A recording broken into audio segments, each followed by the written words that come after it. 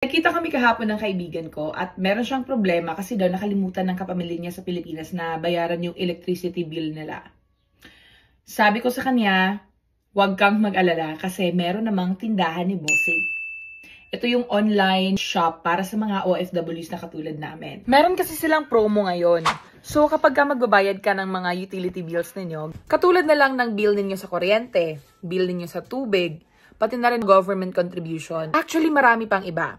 At ang lahat ng ito ay maaari mong bayaran sa tindahan ni Bossing.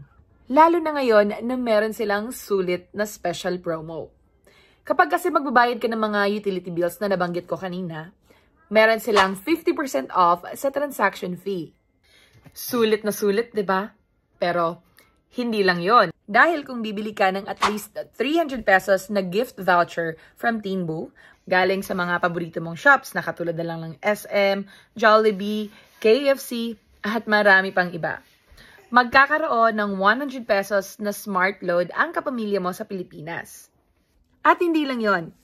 Kasi by using Teenboo or tindahan ni Bossing, magkakaroon ka ng chance na manalo ng 50,000 pesos worth of vacation package sa Pilipinas. At meron pang prizes each month para sa top 10 Bossings of the month.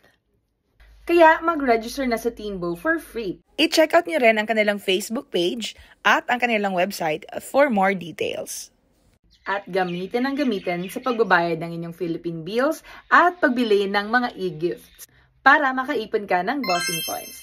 Kasi the more ipon, the more chances of winning.